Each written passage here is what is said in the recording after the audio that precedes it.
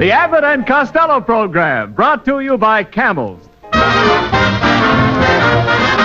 Listen to the music of Freddie Rich and his orchestra, the songs of Connie Haynes, Billy Gray as Little Matilda, the famous cartoon character Bugs Bunny. Tonight's guest, Metro-Goldwyn-Mayer's star of Marriage is a Private Affair, Miss Lana Turner, and starring Bud Abbott and Lou Costello.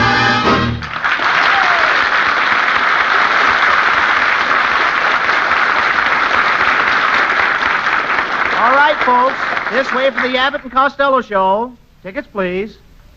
See the Abbott and Costello Show? Really, folks, it's a good show. Won't somebody please come in? Come on in, you cowards! Ken Niles. Why, it's Bud Abbott. Hello, Bud. Well, hello, Mr. Abbott. Welcome back. Thanks, Mrs. Niles. Listen, have either one of you seen Costello? He was supposed to meet me here in the lobby of NBC, and it's almost time to start the broadcast. Personally, I don't care if Costello never shows up. All last season, he did nothing but insult me. But, Mrs. Niles, don't tell me you're carrying a grudge for a year. Well, why not? I've got a sister I haven't spoken to in 20 years. And Costello reminds me of my sister, except for the mustache. But Costello hasn't got a mustache. No, but my sister has. I'm sorry, but that's final. You can't come in here.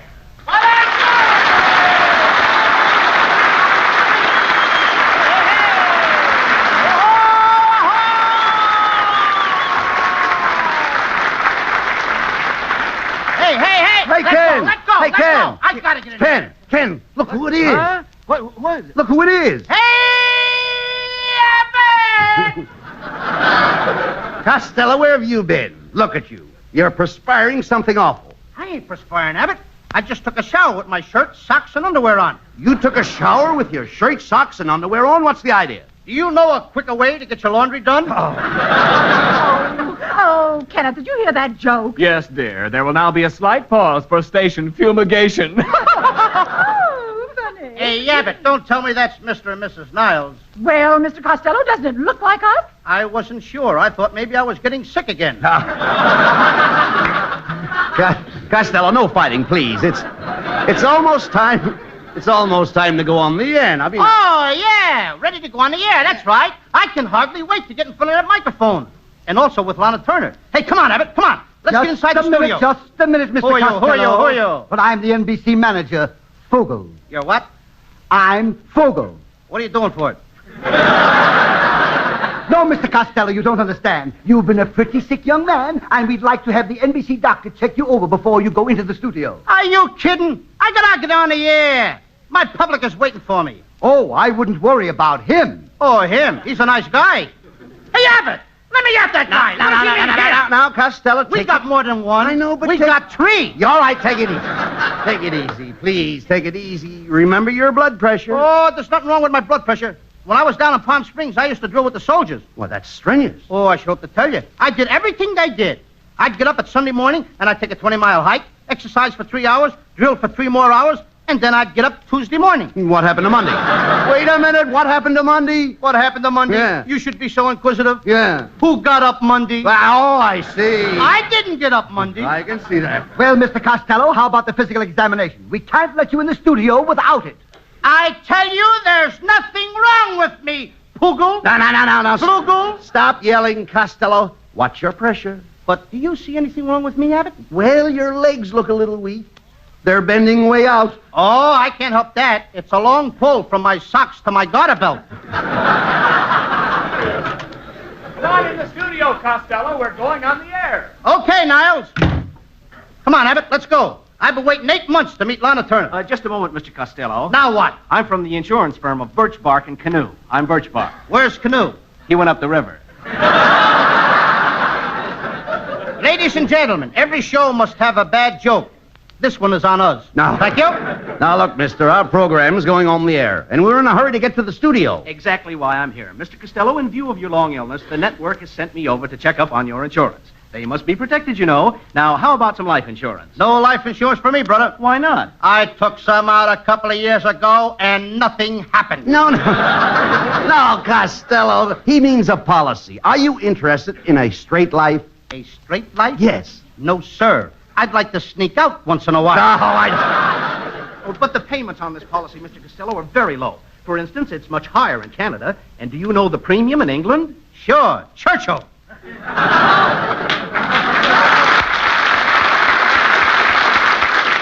I mean, after all, it calls for it. Abbott, will you get this guy away from me? I'll miss the broadcast. Now, shut up, Costello. Pay attention. All right, forget straight insurance. We also have 10-year endowment, 20-pay life, annuities, and health insurance with double indemnity. Now, what would you like to take out? Lana Turner. Oh, no, Costello, he's talking about something that'll be good for you in your old age. So am I.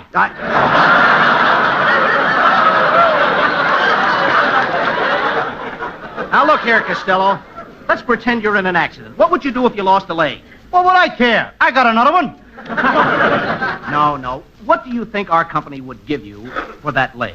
$250. Abbott, here's a guy, if I lose a leg, wants to give me $250. Yes, You ever see anything like that before? $250. $250 for one leg. Yeah. I won't sell. Oh, you don't understand. Why, last year my company gave over $1 million for broken legs alone.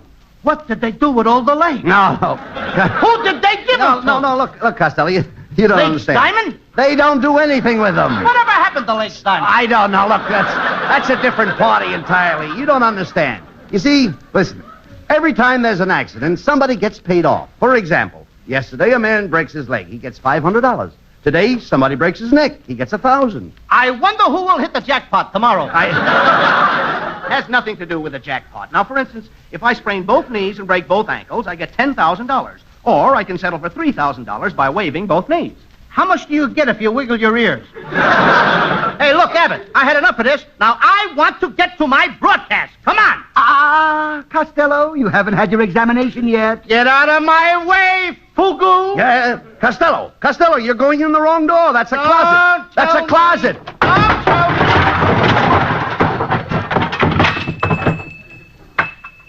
Gosh, Fibber McGee.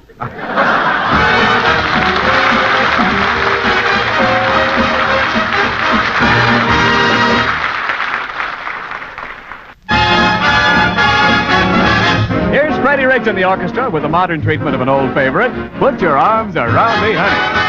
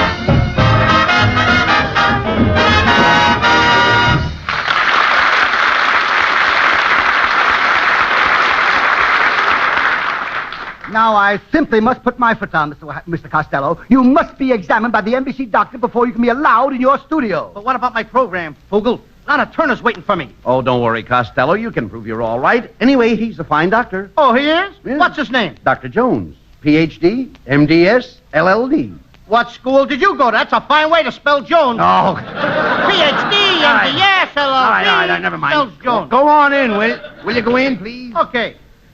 Dr. Jones, this is Mr. Costello. He's been very sick for a long time, and he must be examined before we can let him in the studio. I'll be right back. Yes, certainly, Fugle. Now, Mr. Costello, take off your coat, vest, tie, shirt, undershirt, socks, shoes, and suspenders. Do you mind if I leave the hair on my chest? Costello, quiet. Go ahead, Dr. Jones. Now, open your mouth, Costello. Wider. Wider. Wider. My brother would like to see that. Abbott, is he a doctor? No, he's looking for an apartment.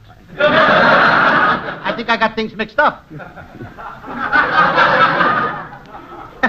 Hey, Abbott, come here. That guy's no doctor.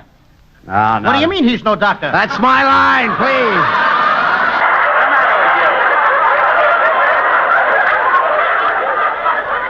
the way, yes. What do you mean by saying that? Thank you. I knew I heard that someplace before. Yeah. You're the one who said it. Hey, Abbott, you know, I don't see his thermometer. I don't see his stethoscope. I don't see Lana Turner. What's Lana Turner got to do with it? Nothing. I'd just like to see her. I resent this, Mr. Costello. What am I, stupid? A dope? A moron? Try numbskull. What am I, a numbskull? I like stupid better. Costello, stop that. Continue with the examination, Doctor. Very well. Now, Mr. Costello, just hold still and I'll listen to your heart. My, that's strange. Your heart sounds like a clock. Good heavens. The alarm rang at 8. I can't understand it. Neither can I, Doc. I set it for 7. Costello, we'll talk sense. Dr. Jones is a Johns Hopkins man. So what? My father sent me to Wilson. Well, what words? My father sent me to Wellesley. Wellesley is a girls' school. I know. My father always wanted me to have the things he didn't have. Come in.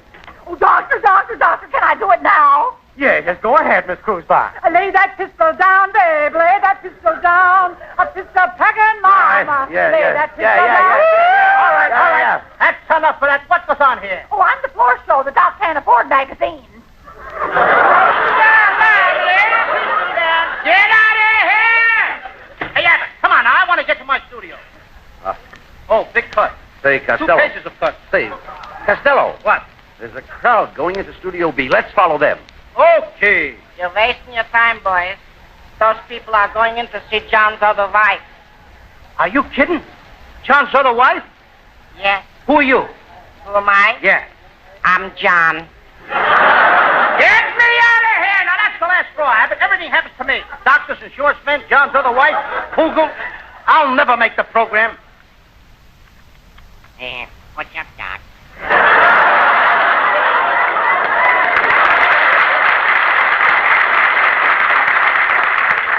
What's cooking, huh, Chubby? Costello, it's a little rabbit. Yeah, from the cartoon. It's Bugs Bunny.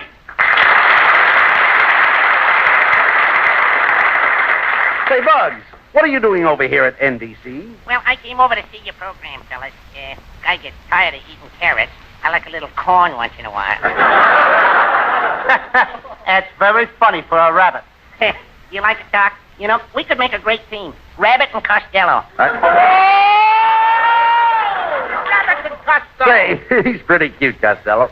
Why don't we keep him around? Sure, Doc. I can be your bread and butter. Yeah, but who wants a hair in his butter? Come on, Abbott. We're wasting time. Now, don't leave me, fellas. I'm feeling very sad today. What's wrong? Well, I broke up with my girl, Doc. We was going steady. Every day I used to bring her a carrot corsage. And boy, did we have fun. We'd gamble over the fields together, play hopscotch and check up on the Victory Gardens. But it's all over, fellas. I guess we were just never meant for each other. Why not? She was a gopher. Now listen, Bugs, will you stop annoying me? All I want to do is to get into the studio. Well, why didn't you say so, Doc? Look, all you have to do is go through that door, turn left, turn right, go 2 miles over the skyway, 3 miles over the byway, then 6 miles down the highway, and before you know it, you'll see Lana Turner taking a sunbath on a patio. But that ain't my studio. I know, Doc, but that's living. Hey, Abbott, will you do something? Do what? Look, Rabbit. Abbott. Abbott, Rabbit. What's the difference? Look, Abbott. Rabbit. Abbott. Will you get him out of here? Oh, give me a break, Doc. Let me hang around your program and pick up a few nickels, huh? I'm a family man. By the way, Bugs, how do you stand in the draft? Well, they just reclassified me 1A. And I got 480 kids. Wait a minute. Just a minute. They wouldn't put you in 1A if you got 480 kids. I'm a rabbit, Doc. They came after Pearl Harbor.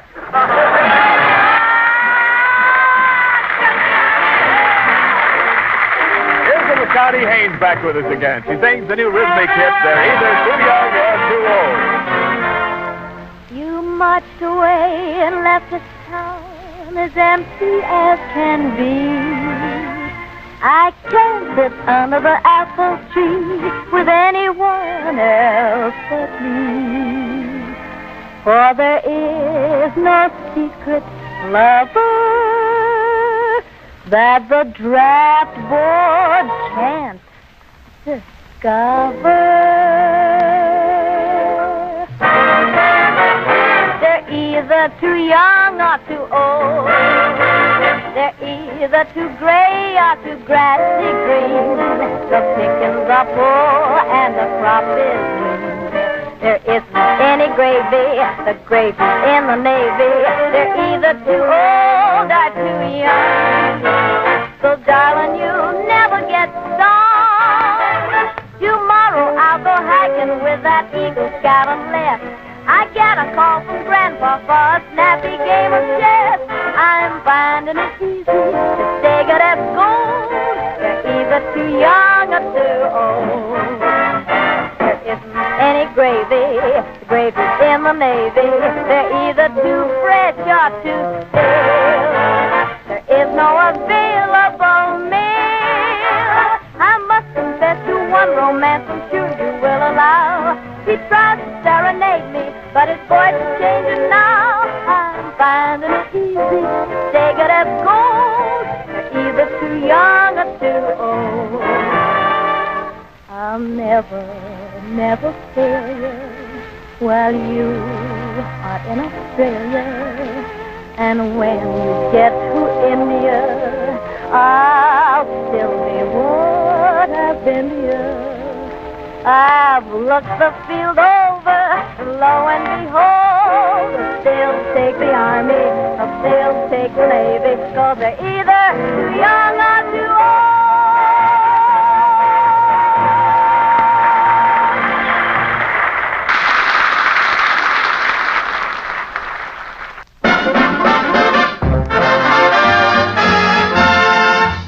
And now back to Abbott and Costello, who are still having trouble getting into the studio. Oh, boys, wait a minute. Oh, Fogel. That's an understatement. I have some very good news for you, Mr. Costello. You can go on the air now. Your basal metabolism is impeccable, while your hemoglobin content is rich in hypothyroidism, and your capillaries are simply pulsating. Now, listen, brother. Watch your language. I got my mother's picture in my pocket. Oh, will you stop that, please? Mr. Fogel means the doctor has given you an okay to broadcast. Come in the studio. And keep quiet. The program's on. Okay. Oh, my darling Lana, come into my arms. Kenneth, my dear, I love you madly. Hey, Abbott!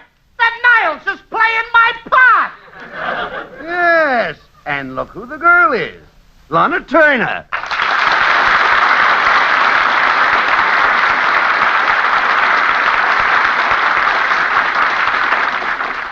All right, Niles, come on, break it up, break it up. Oh, just a moment.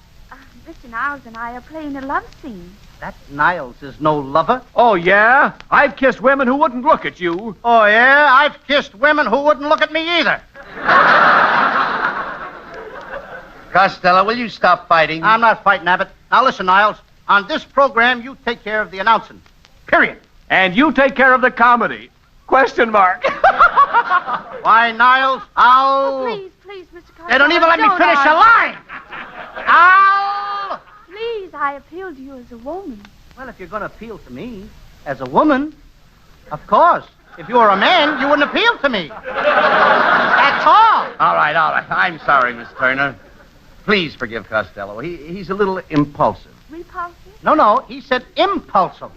I-M-P-U. Well, we all have our troubles. Now, listen, you wouldn't talk that way, Lana, if you saw my last picture. Oh, you mean the one where you were on the ice? That's the one. What did you think of it? You certainly kept well.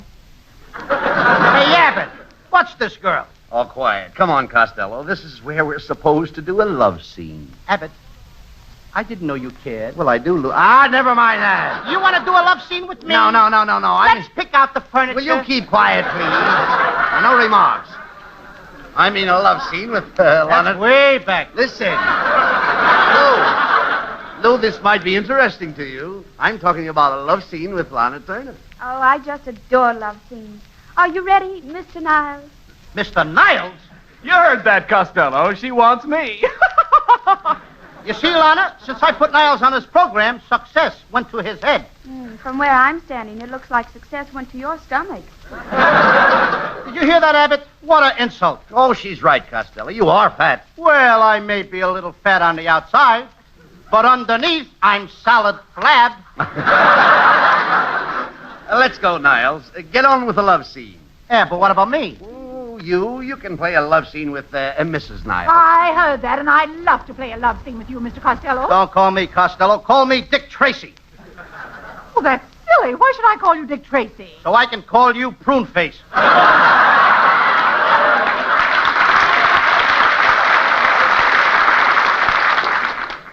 Did you get that ad lib, Lana?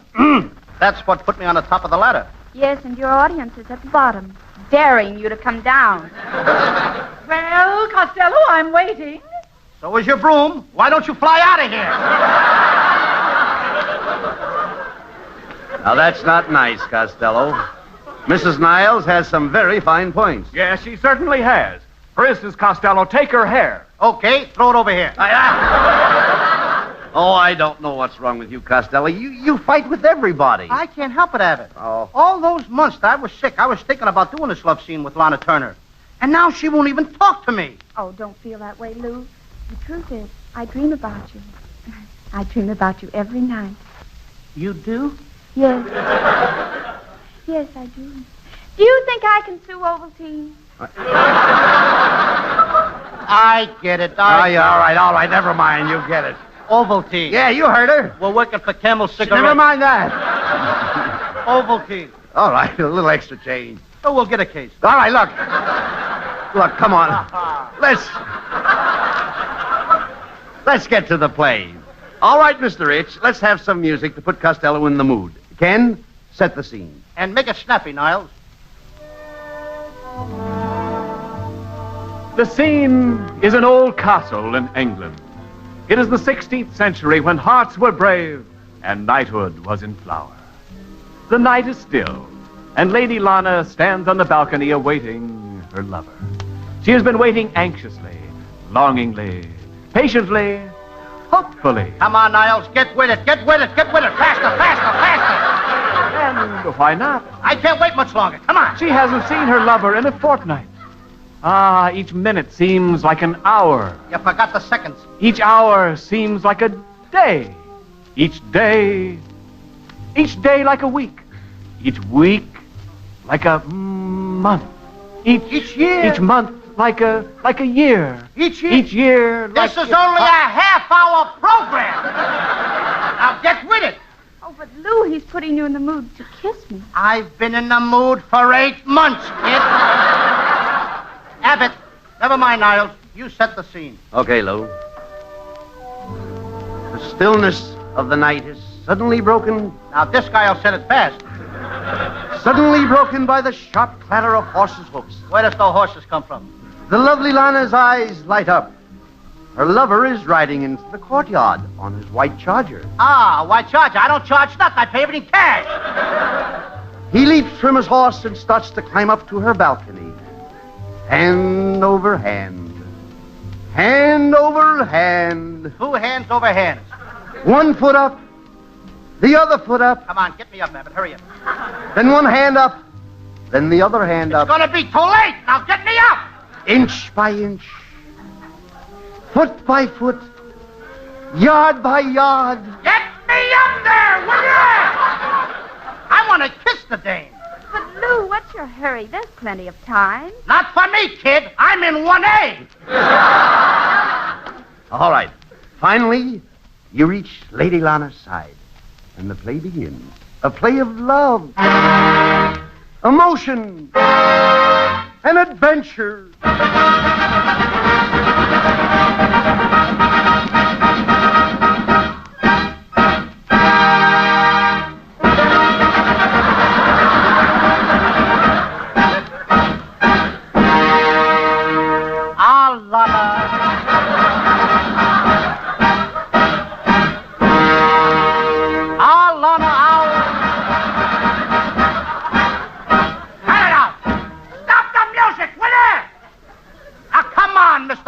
Mr. Rich. This orchestra can easily be replaced by a jukebox. Now, I'm going to do this scene without music. Ah, Lady Lana, I love you. I kiss you. Or kiss me, one or the other. But not here, my lover. Why not? Love is paramount. Love is universal. Oh, you're out of luck. I work for MGM. Some plug. Hey, Lion? Oh, come on, Lana. I've been waiting 8 months for this. All right, Lou. You can kiss me. This is spite work. Hello. Mr. Costello, this is Fugel. No kissing in our studio. Kissing spreads germs. Not me. I kiss so hard I kill him. Costello, will you quit fooling around? Who's fooling around? All I want to do is kiss Lana Turner. Oh, come on, Lana. Will you please kiss me? Well, all right, Lou. Now, if you'll just close your eyes, I'll have a big surprise for you. Okay. My eyes are closed. Oh, boy, I can hardly wait. Lana Turner's gonna kiss me. Now, keep your eyes closed. They're closed. Here's the surprise. Are you eating carrots, Lana? Lana who, Doc? I'm first. And I'm nuts! Will you get me out of here?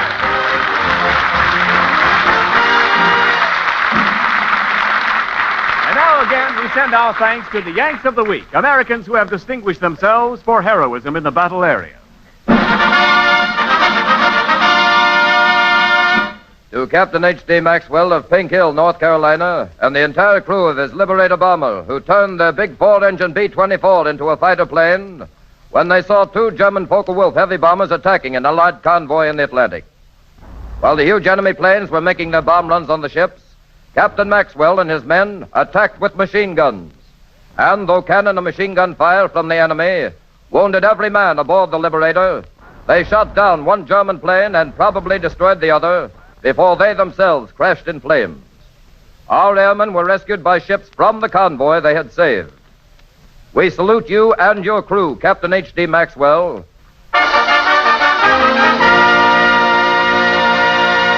And now, here's Bud Abbott with a final word. Thanks, Ken.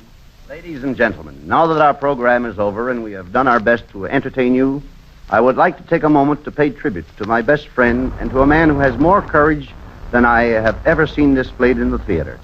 Tonight, the old expression, "the show must go on," was brought home to all of us on this program, more clearly than ever before. Just a short time before our broadcast started, Lou Costello was told that his baby, 1-year-old Tamara, had died. In the face of the greatest tragedy which can come to any man, Lou Costello went on tonight so that you, the radio audience, would not be disappointed. There's nothing more that I can say except that I know you all join me in expressing our deepest sympathy to a great trooper. Good night. This is the National Broadcasting Company.